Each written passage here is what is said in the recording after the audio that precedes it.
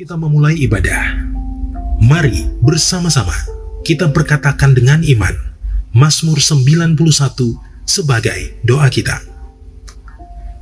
Dalam lindungan Allah, orang yang duduk dalam lindungan yang maha tinggi dan bermalam dalam naungan yang maha kuasa akan berkata kepada Tuhan, tempat perlindunganku dan kubu pertahananku, Allahku yang kupercayai. Sungguh, dialah yang akan melepaskan engkau dari jerat penangkap burung, dari penyakit sampar yang busuk. Dengan kepaknya, ia akan menudungi engkau. Di bawah sayapnya, engkau akan berlindung. Kesetiaannya ialah perisai dan pagar tembok.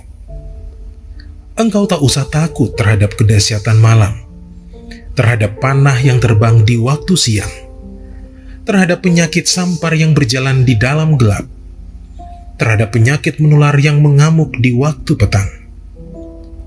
Walau 1.000 orang rebah di sisimu dan 10.000 di sebelah kananmu, tetapi itu tidak akan menimpamu.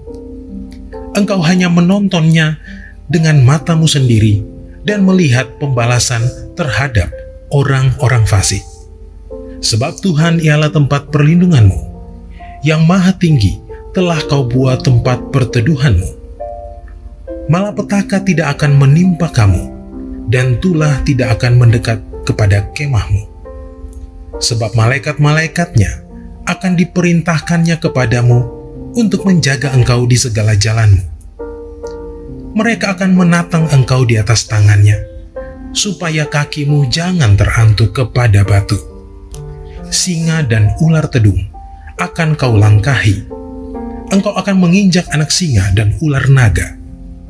Sungguh, hatinya melekat kepadaku, maka aku akan meluputkannya. Aku akan membentenginya, sebab ia mengenal namaku. Bila ia berseru kepadaku, aku akan menjawab. Aku akan menyertai dia dalam kesesakan. Aku akan meluputkannya dan memuliakannya. Dengan panjang umur akan kukenyangkan dia, dan akan kuperlihatkan kepadanya keselamatan daripadaku.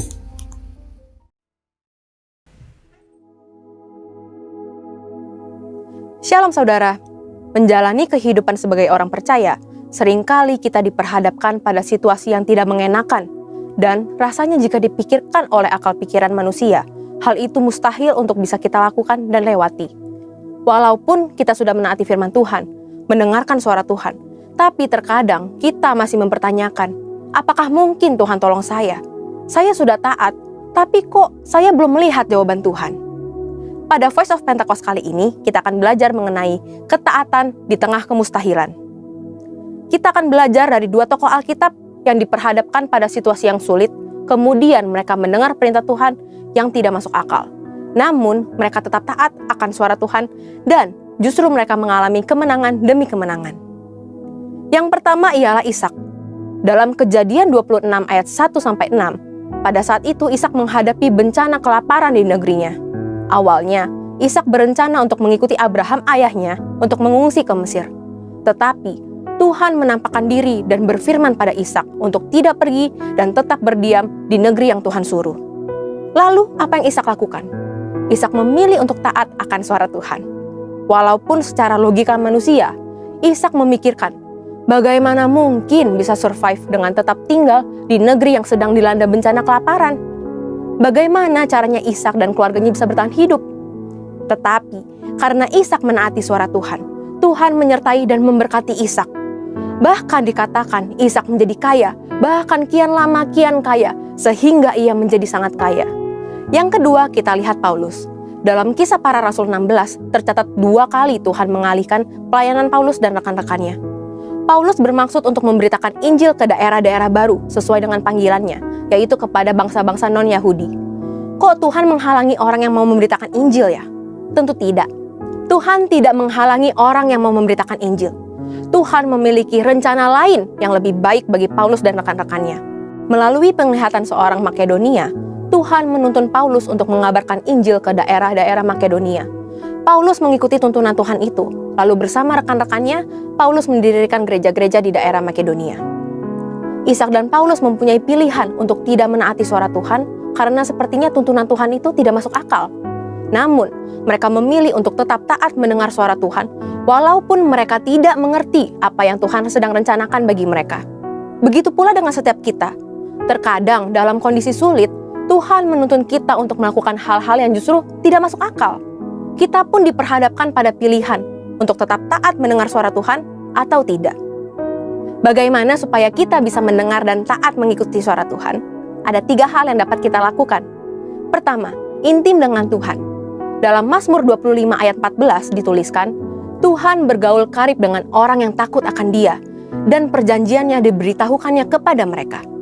Untuk dapat bergaul dengan seseorang saja, kita harus sering bertemu dan berkomunikasi dengannya, bukan? Demikian juga jika kita ingin bergaul dengan Tuhan. Kita harus meluangkan waktu, memelihara hubungan dan komunikasi dengan Tuhan setiap hari. Dengan itulah kita bisa lebih mengenal dan menaati suara Tuhan. Kedua, pertajam kepekaan rohani kita. Sebagai orang percaya, inilah tanggung jawab kita untuk melatih pendengaran kita dalam mendengarkan suara Tuhan.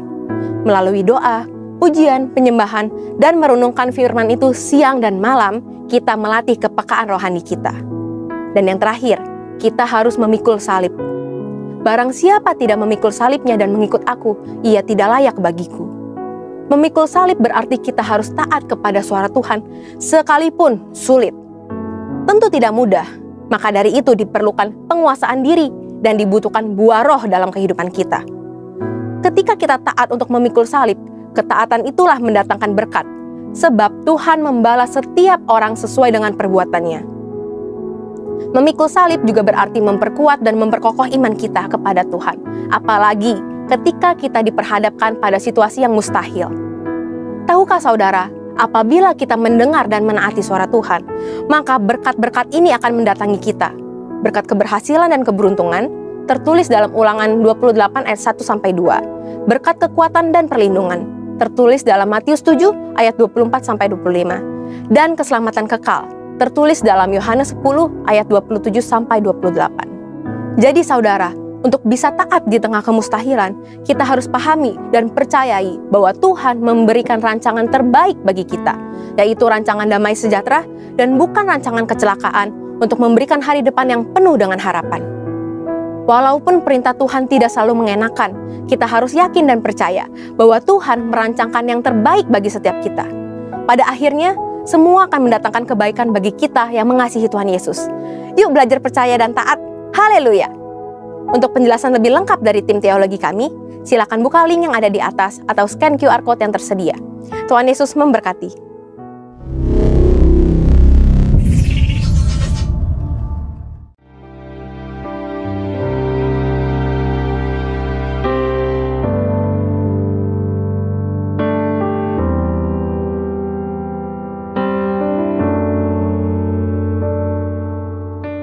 Shalom saudara, Happy Sunday Church. Wow, saya rindu menyapa Bapak Ibu Saudara yang mengikuti ibadah ini secara online. Shalom semuanya, saya percaya bahwa kita berada dalam keadaan yang terbaik, dalam keadaan yang bersuka cita, amin. Amin, semua saudara siap memuji Tuhan, amin. Yang siap untuk memuji Tuhan, boleh berikan tepuk tangan untuk Tuhan kita. Sama sorakan haleluya.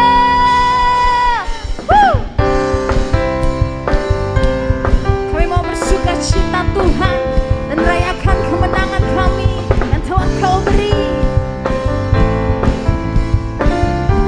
Mari sama-sama jemaat Tuhan katakan, Tuhan Allahmu ada di antaramu sebagai pahlawan yang memberi kemenangan.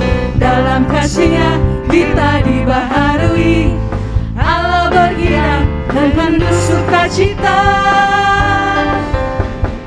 Tuhan Allahmu ada di antaramu sebagai pahlawan yang memberi kemenangan. Dalam kasih-Nya kita dibaharui, Allah bergiang dengan sukacita. Mari jemaat Tuhan, Tuhan Allah bersorak-sorai, karena kita Dia bersorai, menjadi perayaan dan sukacita. Tuhan Allah di tengah kita, Tuhan Allah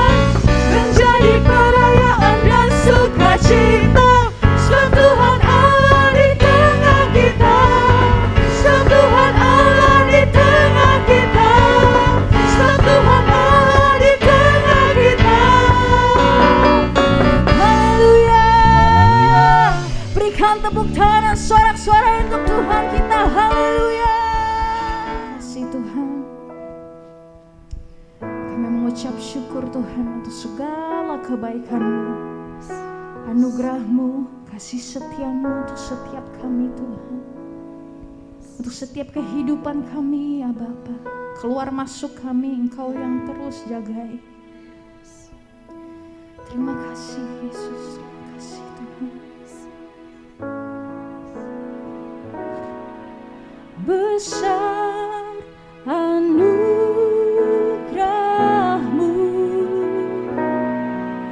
berlimpah kasih-Mu, semakin hari semakin bertambah. Besar anugerah-Mu, besar anugerah-Mu, sama Tuhan, melimpah kasih-Mu, semakin hari semakin bertambah. Besar anugerah-Mu. Bersama-sama naikkan lagu ini. Ku ada sebagaimana ku ada, berdiri menghadap tahta-Mu Bapa. Semua karena anugerah-Mu yang telah selamatkanku. Ku hidup dalam segala kelimpahan, ku layak untuk melayani Tuhan. Semua karena anugerah-Mu tercurah bagiku. Mari angkat tangan. Besar anugerah-Mu,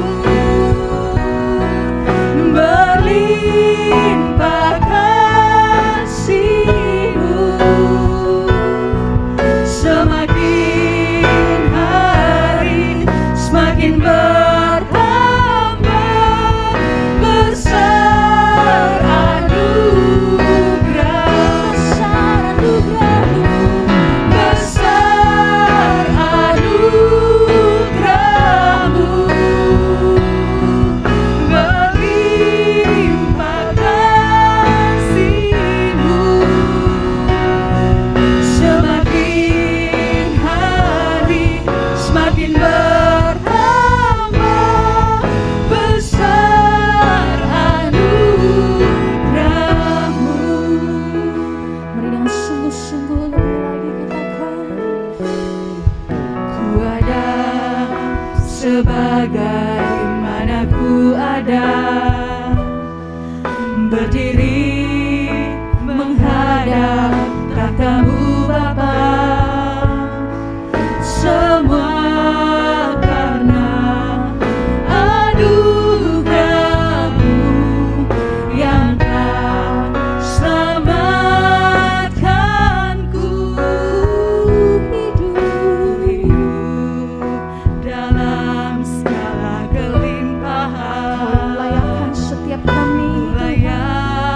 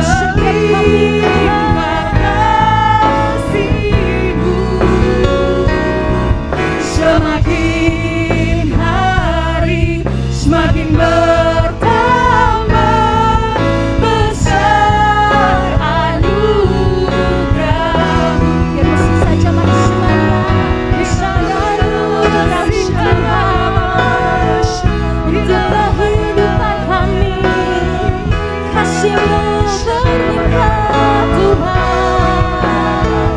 Shalala shanda yalarabo, kuraraba shanda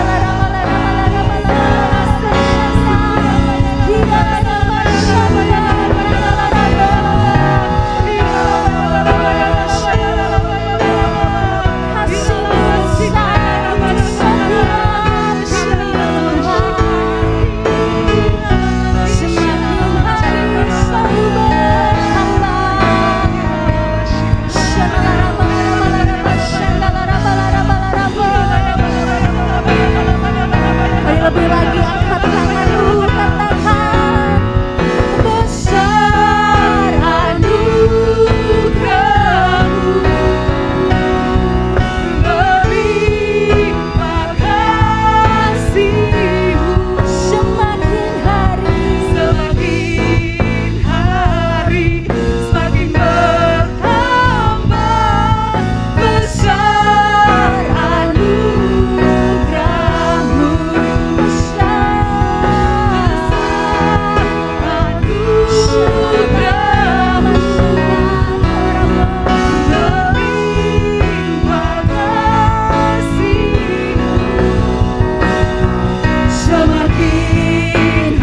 hari semakin bertambah besar anugerah-Mu. Semakin hari semakin bertambah besar anugerah-Mu. Semakin hari semakin bertambah besar anugerah-Mu.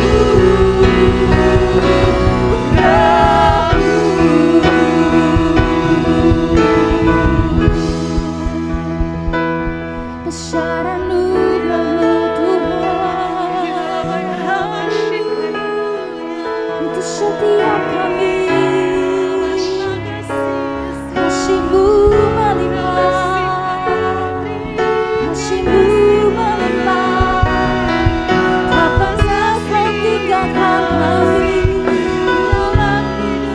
tak pernah Kau biarkan kami, Tuhan. Kasih setia-Mu Tuhan. Shalala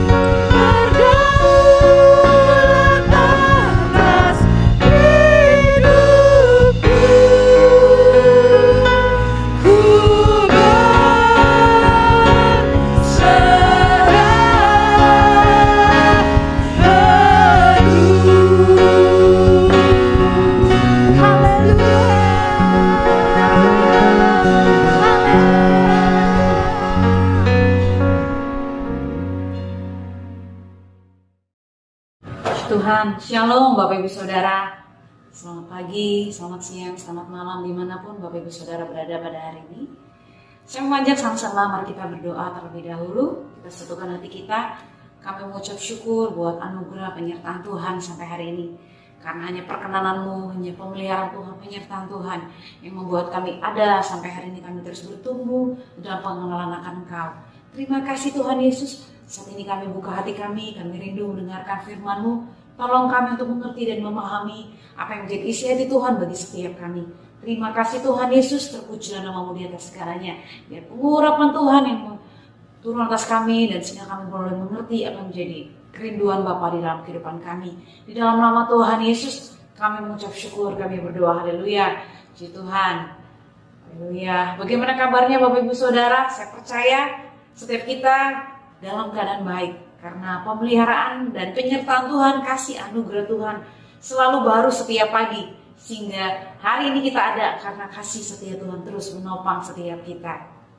Puji Tuhan. Pagi ini, saat ini saya rindu untuk menyampaikan pesan Tuhan dan dengan tema pemuritan adalah hubungan. Kalau hari-hari ini Pentakosta yang ketiga sedang terjadi di tengah-tengah keluarga kita, komunitas kita, di tengah-tengah kota dan bangsa kita, saya percaya akan banyak orang yang tiba-tiba bertobat dan mereka akan mencari orang-orang untuk dapat mereka bertanya dan minta dilayani. Dan itu adalah kita semua Bapak Ibu Saudara. Siap tidak siap akan banyak orang yang mencari Tuhan. Dan karena itu seperti firman Tuhan di dalam Matius 28 ayat 19-20. Karena itu pergilah, jadikanlah segala bangsa muridku dan baptislah mereka dalam nama Bapa, Anak dan Roh Kudus. Dan ajarlah mereka melakukan segala sesuatu yang telah kuperintahkan kepadamu. Dan ketahuilah, aku menyertai kamu senantiasa sampai akhir zaman. Saya percaya firman Tuhan ini akan digenapi hari-hari ini. Dan saya rindu sebelum saya lebih dalam lagi, saya rindu bertanya Bapak Ibu Saudara, seberapa kita yang hari-hari ini mau Tuhan pakai untuk melakukan amanat agung? Boleh lambaikan tangan Bapak Ibu Saudara, puji Tuhan. Dan Bapak Ibu Saudara, seberapa kita yang hari-hari ini sudah menjadi murid Kristus? Adakah?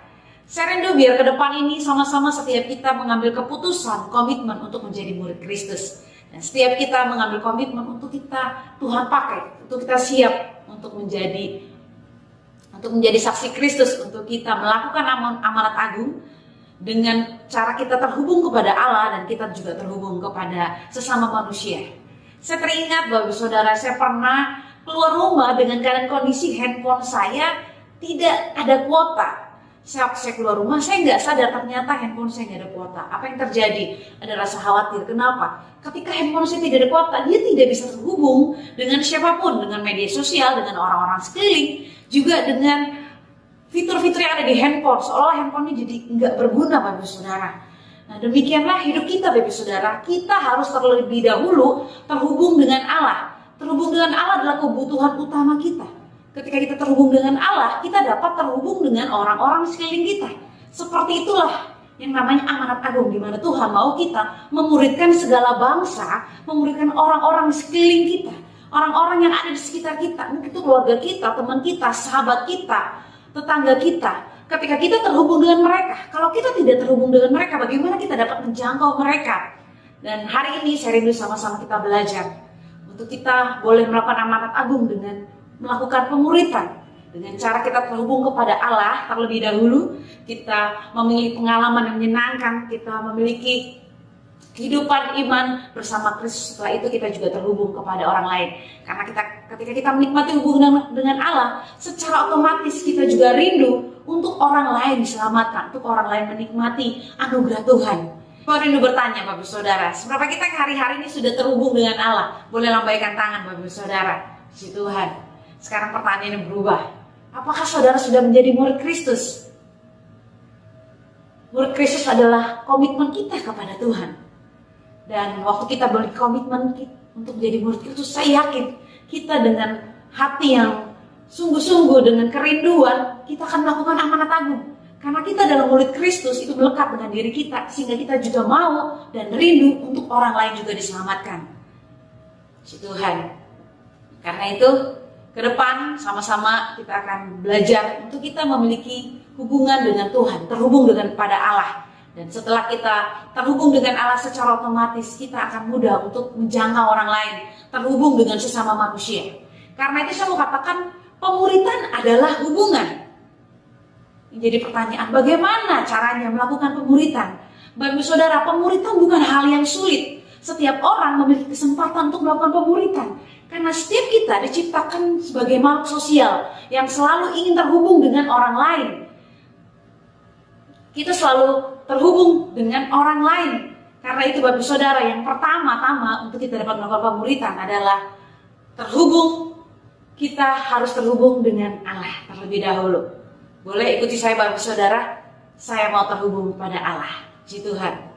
Tuhan Yesus sendiri memberikan keteladanan. Pagi-pagi benar waktu hari masih gelap, ia bangun dan pergi keluar. Ia pergi ke tempat yang sunyi dan berdoa di sana. Itu terdapat di dalam Markus 1 ayat 35. Tuhan Yesus memberikan keteladanan di mana dia adalah seorang guru, namun dia juga terhubung kepada Allah. Dia terus mencari, dia terus berkomunikasi dengan Tuhan. Dia terus berkomunikasi dengan Allah Bapa. Sekarang jadi pertanyaan, apakah kita sudah terhubung kepada Allah? Saya percaya setiap kita memiliki pengalaman masing-masing ketika kita terhubung dengan Allah. Namun, ketika kita terhubung dengan Allah, pastikan kita semua menjadi murid Kristus. Mathetes adalah kata Yunani dalam Alkitab untuk murid. Murid berarti adalah menjadi pengikut ajaran seseorang. Kata murid berarti seseorang yang dari dekat mengikuti seorang guru dan memiliki hubungan dengannya. Bapak Saudara, kita melihat keteladanan Tuhan Yesus, di mana Tuhan Yesus disebut guru oleh ke-12 muridnya. Ketika murid-murid mengikuti Tuhan Yesus, mereka secara otomatis menjadikan Tuhan Yesus menjadi guru mereka. Ternyata Mathetes itu adalah Bapak Saudara bukan murid yang terikat dengan gedung sekolah, dengan waktu yang hanya kalau kita di sekolah biasa. Saya adalah seorang guru Bapak Saudara. Saya mengajar dari jam 8 pagi sampai jam 10.30. Saya terikat komitmen untuk terus mengajar mereka dalam jam 8 sampai 10.30. Tapi Tuhan Yesus itu selama 24 jam dia memberikan keteladanan kepada murid-muridnya. Dia mengajar murid-muridnya dengan keteladanannya selama 24 jam. Karena murid-muridnya mengikuti Yesus kemanapun dia pergi selama 24 jam dan setiap hari untuk jangka waktu yang lama. Karena itu Bapak Saudara, murid-murid belajar secara langsung melihat dan menyaksikan bagaimana kehidupan Tuhan Yesus mengajar mereka. Memberikan pelajaran-pelajaran tentang kehidupan. Kalau saya mengajar ada kurikulum, ada buku yang digunakan. Namun kalau Tuhan Yesus, dia mengajarkan tentang kasih, pengampunan. Dia langsung menunjukkan keteladanannya. Bagaimana cara kita mengampuni dengan 70 kali 7 kali. Bagaimana kepemimpinan berhati hamba. Dia langsung mempraktekkan. Sehingga murid-murid langsung melihat bahwa kepemimpinan yang berhati hamba itu seperti apa. Mereka melihat sendiri, bukan hanya kata-kata. Seringkali seorang guru di sekolah lebih banyak berkata-kata daripada bertindak. Tapi Tuhan Yesus, dia mengajar dengan keteladanan. Dan banyak pelajaran-pelajaran dari kehidupan Yesus yang mengajarkan kepada murid-murid secara langsung. Sehingga murid-murid boleh mengalami perubahan dalam karakter, dalam iman, dalam pengenalan akan Kristus. Bill Hughes, seorang pakar pemuritan, menulis pemuritan adalah kondisi menjadi murid, memiliki kesan berkelanjutan yang menyenangkan. Dan ide menjadi murid bukan dijadikan. Artinya pemuritan adalah perjalanan iman seumur hidup bersama Yesus dan pengikutnya. Bapak Saudara, saya mau katakan pemuritan adalah perjalanan iman yang menyenangkan. Saya ingat sekali waktu saya mengajar sebagai seorang guru 5 tahun pertama, saya tidak pernah berpikir kalau mengajar saya sedang bekerja. Saya datang ke sekolah untuk bermain bersama murid-murid. Karena menurut saya kegiatan yang saya lakukan sangat menyenangkan, sehingga saya tidak pernah berpikir kalau saya sedang bekerja. Namun ketika 5 tahun berlalu, ada proses, ada kendala, ada masalah, saya baru menyadari ternyata saya sedang bekerja. Bapak Saudara, pemuritan itu adalah hal yang menyenangkan. Kenapa? Karena perjalanan iman kita bersama Tuhan bertumbuh dari ke hari dan ke hari dan terus bertumbuh. Dan di dalam pemuritan, ketika kita mengambil komitmen kita sebagai seorang murid, akan banyak hal-hal yang Tuhan singkapkan sehingga kita semakin hari semakin mengalami perubahan.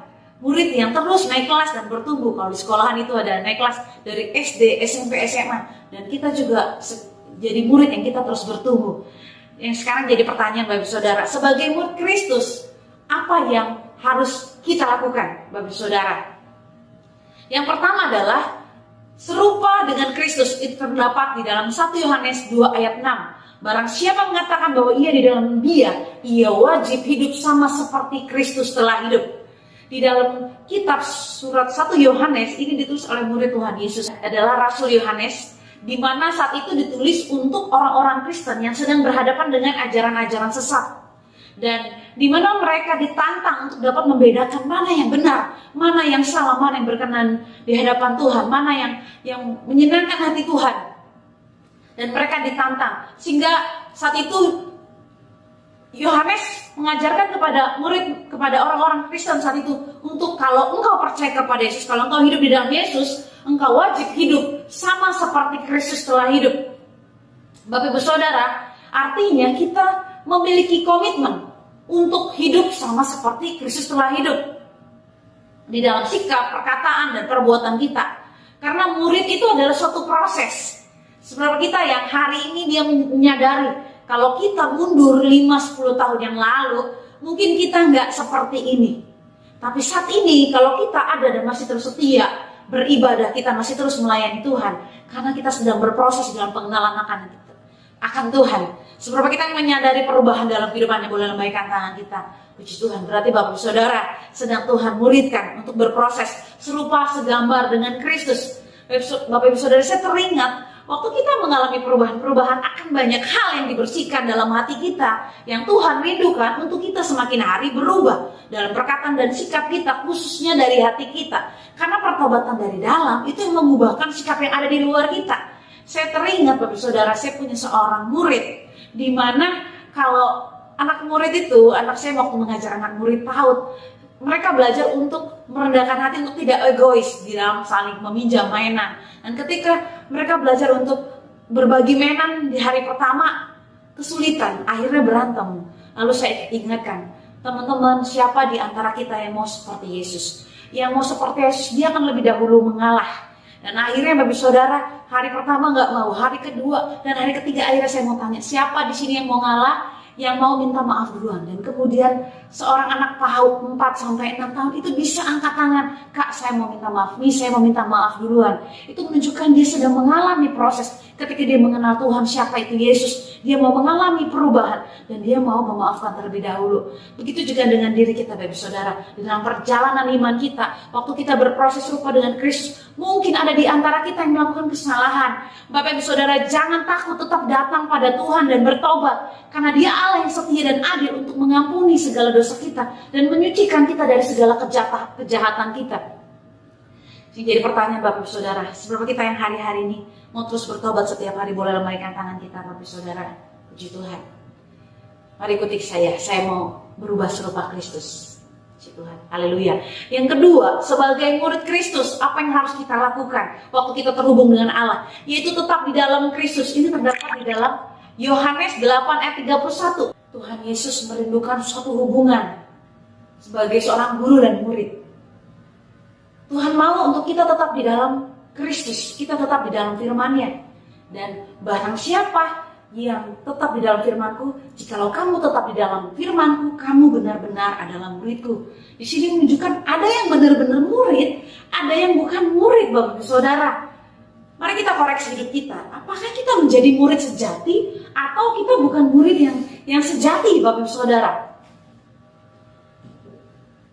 Tinggal di dalam firman-Nya, Tuhan mau untuk kita benar-benar tinggal di dalam firman-Nya. Kata tinggal di dalam firman-Nya itu dari kata bahasa Yunani meno, yang berarti sekali tinggal dan tetap. Seperti yang terdapat di dalam Yohanes 15 di dalam tentang pokok anggur yang benar, bahwa di luar Kristus kita tidak dapat berbuat apa-apa, kita tidak berguna dan kita akan mati. Jadi Tuhan mau kita tinggal di dalam firman-Nya supaya kita melekat dengan Dia, seperti ranting melekat pada pokok anggur. Ketika ranting itu terputus dari pohon anggur, secara otomatis dia akan mati karena berhenti segala yang baik. Firman, kekuatan, sukacita, damai sejahtera itu berhenti di dalam kehidupan kita. Ketika kita terputus dari Allah, kita akan kesulitan untuk kita hidup di dalam firman Tuhan.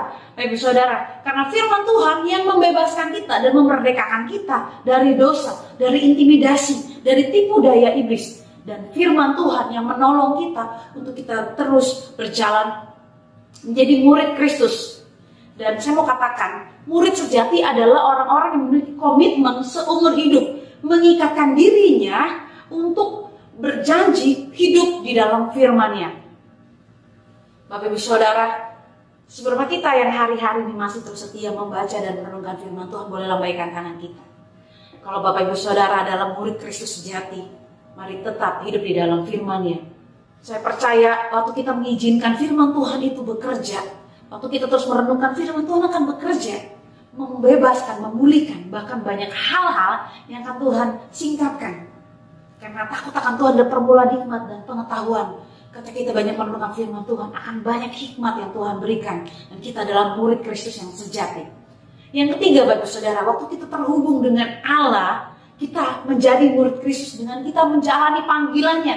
Ini terdapat dalam Filipi 3 ayat 14. Dan berlari-lari kepada tujuan untuk memperoleh hadiah, yaitu panggilan surgawi dari Allah dalam Kristus Yesus. Sama seperti seorang pelari, Bapak Ibu Saudara, dia tertuju kepada hadiahnya, yaitu kemenangan. Demikian juga dengan diri kita.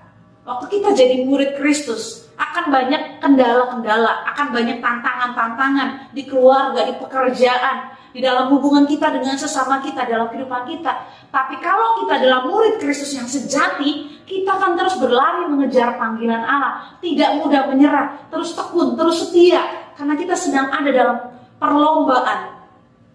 Dalam Ibrani 12 ayat 1-2 berkata, marilah kita menanggalkan semua beban dan dosa yang begitu merintangi kita, dan berlomba dengan tekun dalam perlombaan yang diwajibkan bagi kita.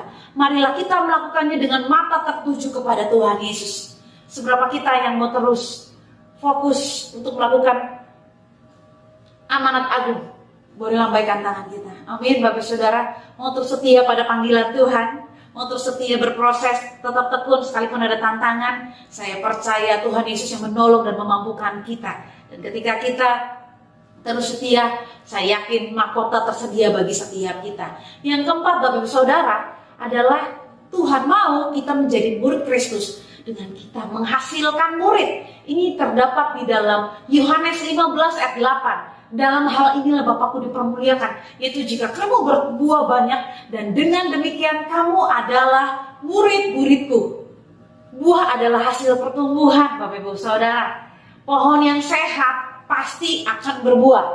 Bapak Ibu Saudara, seberapa kita yang sudah menghasilkan buah, baik dalam karakter kita, perbuatan kita, ada buah roh, di mana kita menghasilkan buah kasih, sukacita, damai sejahtera, kesabaran, kemurahan, kesetiaan, kelemah lembutan, kebaikan, penguasaan diri. Ada 9 buah roh, Bapak Ibu Saudara. Apakah orang-orang di sekeliling kita sudah dapat merasakan buah roh itu di dalam setiap kita? Kalau di antara kita masih belum, Bapak Ibu Saudara, mari sama-sama kita bertobat, koreksi diri kita. Mari kita terus berbuah dan menghasilkan buah yang dapat dinikmati orang-orang di sekeliling saya. Bapak Saudara, saya teringat waktu saya kuliah, saya seringkali pulang karena saya kuliah di Jakarta Barat dan rumah saya di Bekasi cukup jauh, sehingga pulang pelayanan saya harus sudah malam dan saya harus menginap di rumah teman saya, Bapak Saudara. Ketika saya menginap di rumah teman saya nggak tidur satu kamar, tapi teman saya bilang, Desi, kamu tidur sama keponakan saya. Dia perempuan dan lebih muda beberapa tahun dari saya. Saya bingung kenapa seorang teman malah saya bukannya diajak tidur di kamarnya, tapi saya diajak di kamar keponakannya. Ternyata dia rindu untuk keponakannya itu kenal Tuhan, keponakannya itu beragama Buddha. Dan akhirnya saya tidur bersama dia, dan sebelum itu biasa kami cerita-cerita. Dan itu kita lakukan beberapa kali. Setiap saya pulang kemalaman, saya menginap di rumah teman saya. Dan apa yang terjadi sampai suatu kali kita nggak tahu. Seseorang bertobat itu kita nggak tahu kapan. Tiba-tiba waktu saya datang, dia bilang, ini Kak, saya mau cerita. Dia mau cerita dan dia kasih tahu semua dosa-dosanya. Dia ceritain dan akhirnya dia bilang, Kak, saya mau terima Tuhan Yesus. Saya mau jadi Kristen, saya mau percaya Yesus dan saya mau dibaptis.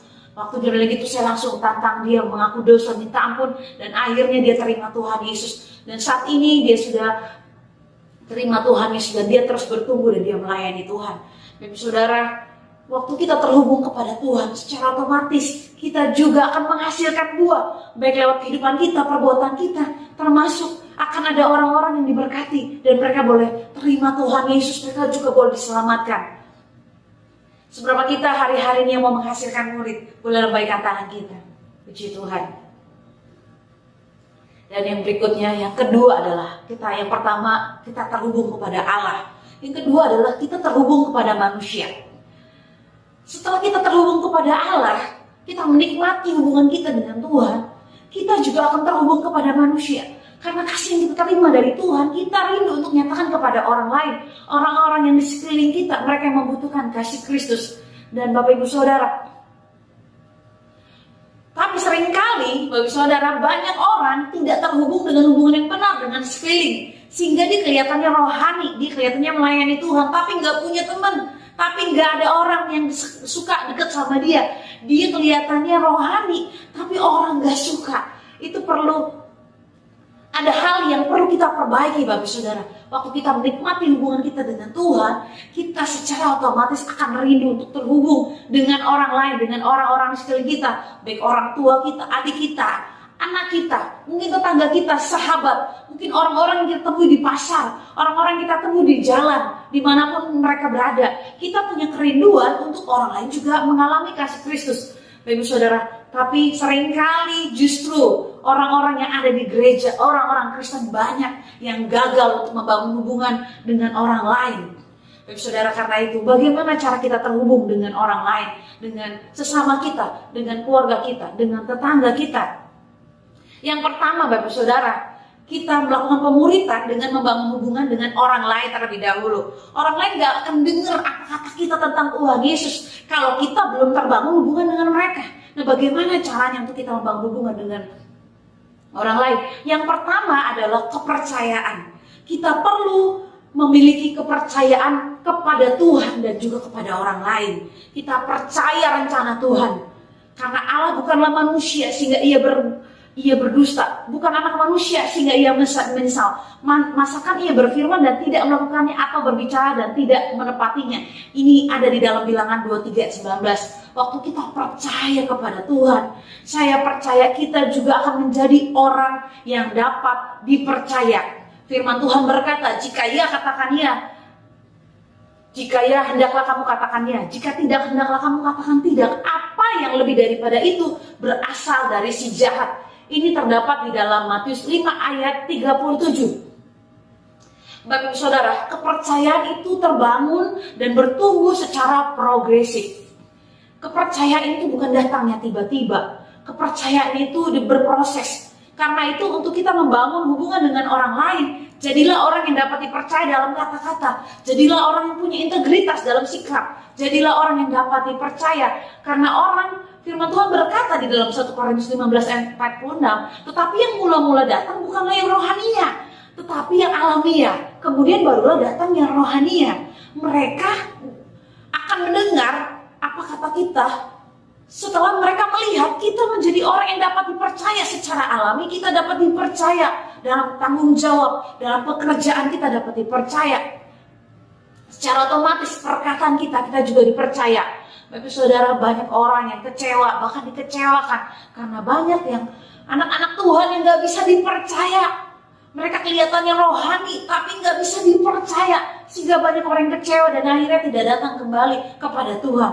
Kalau hari-hari ini kita ada yang belum percaya kepada Tuhan, mari sama-sama bertobat. Dan kalau ada di antara kita yang masih sulit untuk dipercayai, bahkan kita tidak percaya kepada diri kita sendiri, mari sama-sama kita bertobat. Karena pemuritan berawal kita menjadi orang yang dapat dipercaya. Yang kedua, bagaimana cara kita membangun hubungan dengan orang lain? Yang kedua adalah dengan kita memiliki kasih Kristus. Karena kasih Kristus yang memampukan kita untuk mengasihi orang lain. Di dalam Yohanes 15 ayat 12, inilah perintahku, yaitu supaya kamu saling mengasihi seperti aku telah mengasihi kamu. Bapak Saudara, saya teringat suatu kali di tempat kerja saya ada orang baru.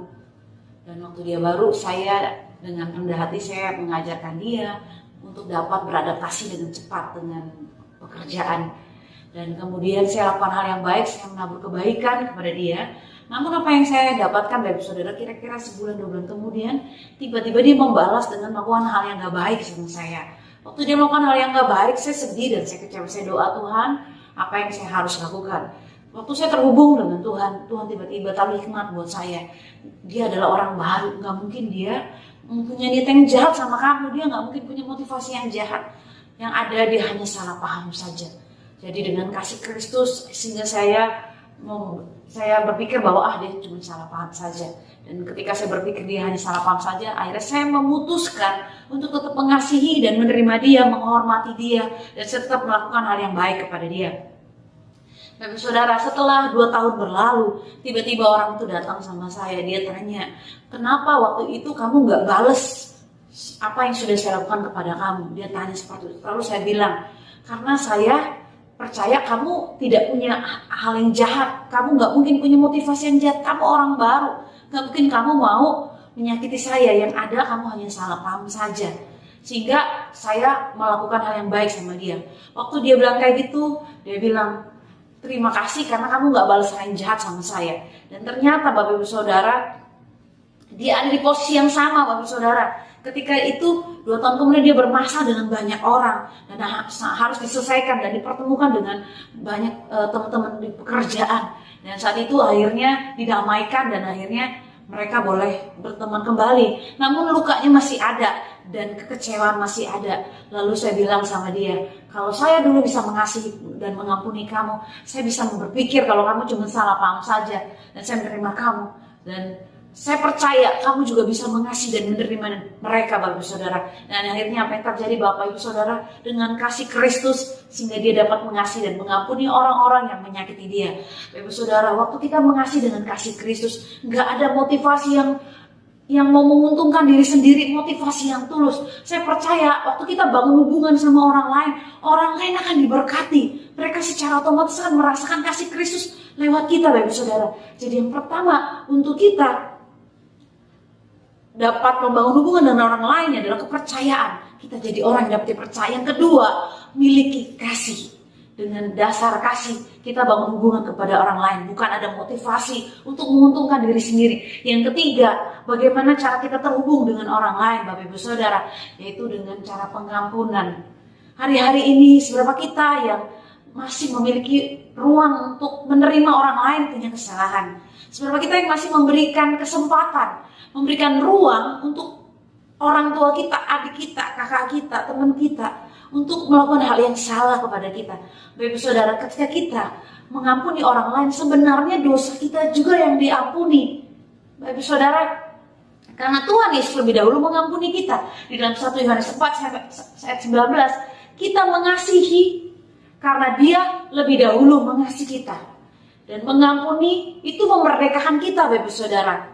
Jika kalau kamu mengampuni kesalahan orang lain, Bapamu yang di surga akan mengampuni kamu juga. Tetapi jikalau kamu tidak mengampuni orang, Bapamu yang di surga tidak akan mengampuni kesalahanmu. Ini terdapat di dalam Matius 6 ayat 14-15. Kenapa Bapak Saudara? Karena Dia adalah Allah yang penuh dengan kasih. Bahkan firman Tuhan berkata, sempurnalah seperti Bapa di surga. Engkau juga bisa sempurna seperti Bapa di surga. Karena kasih Tuhan itu sempurna. Setiap pagi kasih, rahmat, dan pengampunan Tuhan juga selalu baru. Setiap pagi waktu kita bangun pagi hari, kasih, kesetiaan, pengampunan Tuhan itu selalu baru. Dan Tuhan juga rindu untuk kita dipulihkan dalam hubungan kita dengan orang lain. Sehingga orang lain juga diberkati Bapak Ibu Saudara. Seberapa kita yang hari-hari ini mau mengampuni orang lain, boleh lambaikan tangan Bapak Ibu Saudara. Bapak Ibu Saudara, kalau ada di antara kita yang masih sulit mengampuni, mari hari ini ambil keputusan untuk bertobat. Lepaskan pengampunan, sehingga hubungan itu dapat terbangun kembali. Sehingga orang lain dapat mengalami kasih Kristus, dan mereka boleh diselamatkan.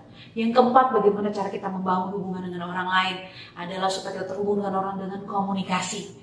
Apakah ada di antara kita, Bapak Saudara, yang pernah nggak ngomong selama berbulan-bulan atau berminggu-minggu? Kalau ada, boleh angkat tangan. Angkat tangannya ke bawah atau ke atas, terserah Bapak Ibu Saudara. Kalau ada di antara kita yang pernah nggak ngomong sama orang untuk waktu yang lama, mari hari ini bertobat Bapak Ibu Saudara. Kenapa? Karena lewat komunikasi hubungan itu terbangun. Komunikasi adalah pengiriman dan penerimaan informasi. Dan salah satu kunci untuk membangun hubungan adalah komunikasi. Seperti kita dengan Tuhan. Yesus memberikan keteladanan, dia pagi-pagi sekali datang pada Tuhan, dia bersekutu dengan Tuhan. Begitu juga dengan kita. Ketika kita memiliki komunikasi yang baik dengan Tuhan, kita juga dapat berkomunikasi dengan orang lain. Kenapa seringkali orang salah paham dalam berkomunikasi? Karena kemungkinan besar dia belum mengenal dirinya sendiri. Waktu kita kesulitan untuk berkomunikasi dengan orang lain, yang menjadi pertanyaan, apakah kita sudah berkomunikasi dengan Tuhan? Mari hari ini awali komunikasi kita dengan orang lain dengan kita mengawali berkomunikasi dengan Tuhan.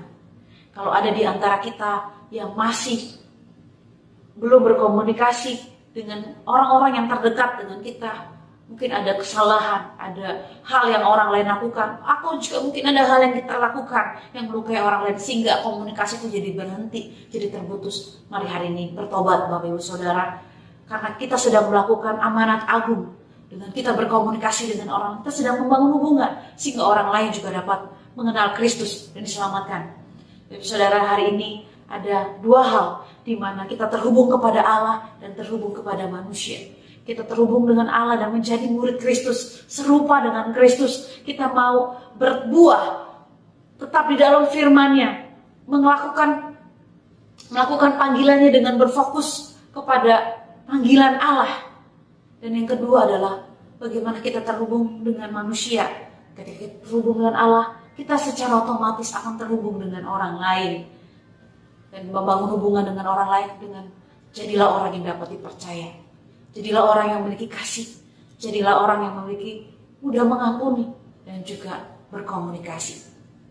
Dan firman Tuhan berkata di dalam Matius 28 ayat 19-20. Karena itu pergilah jadikanlah semua bangsa muridku dan baptislah mereka dalam nama Bapa, Anak, dan Roh Kudus, dan ajarlah mereka melakukan segala sesuatu yang telah kuperintahkan kepadamu, dan ketahuilah aku menyertai kamu senantiasa sampai kepada akhir zaman. Bapak Saudara, kita nggak tahu kapan orang tua kita dijauh lawan Tuhan, kita nggak tahu tetangga kita kapan bertobat, kita nggak tahu kapan orang di sekeliling kita mengalami perjumpa dengan Tuhan, kita nggak tahu. Tapi ketika waktu itu datang, banyak orang akan mencari kita. Banyak orang akan mencari untuk bertanya tentang Yesus. Sudahkah kita siap untuk kita berbicara tentang Yesus? Sudahkah kita siap untuk menyatakan kasih Kristus sehingga amanat agung itu boleh terjadi? Karena Pentakosta yang ketiga sedang terjadi di Indonesia. Pertobatan yang terbesar sedang terjadi di tengah-tengah Indonesia. Dan kalau ada orang-orang yang mau mencari tentang Yesus, mereka akan cari orang yang terdekat. Mungkin itu kita, mungkin itu gereja, siapapun komunitas, mereka akan datang ke tempat yang tahu tentang Yesus. Dan kalau kita berhadapan dengan mereka, siapkah Bapak Ibu Saudara untuk menyatakan kasih Kristus, melakukan amanat agung? Bapak Ibu Saudara, saya mau mengajak, mari sama-sama kita berdoa. Mari datang kepada Tuhan. Hari ini mari datang kepada Tuhan dan minta ampun. Kalau kita mungkin diingatkan Roh Kudus tentang kebenaran firman Tuhan, mari sama-sama ambil keputusan untuk bertobat.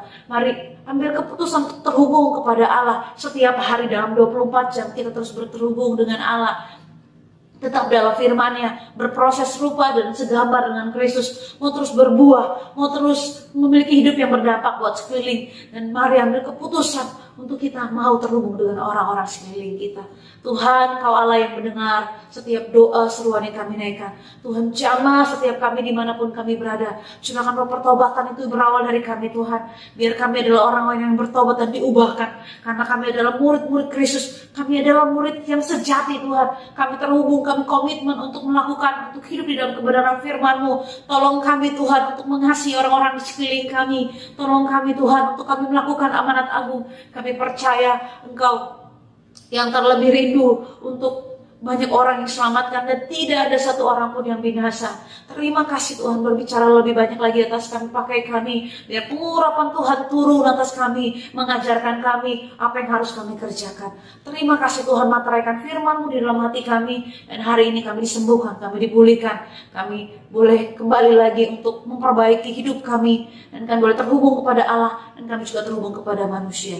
Terima kasih Tuhan Yesus. Di dalam nama Tuhan Yesus kami bersyukur, kami berdoa. Haleluya. Amin.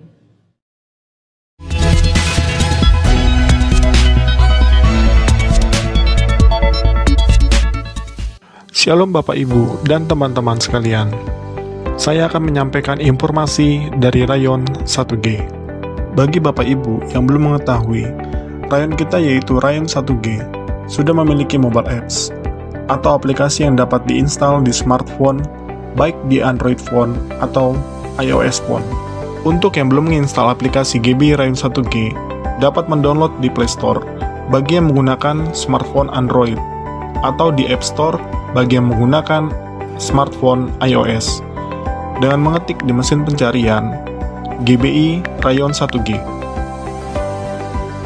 Di dalam aplikasi GBI Rayon 1G, Bapak Ibu bisa banyak mendapatkan berbagai informasi dan manfaat. Contoh informasinya adalah Bapak Ibu bisa mengetahui visi dan misi rayon kita, perjalanan rayon kita dari awal sampai terbentuknya Rayon 1G, struktur dan cabang-cabang rayon kita yang tersebar baik di Jakarta Timur dan Pusat, Depok, Kalimantan Barat, Bali, dan Manado.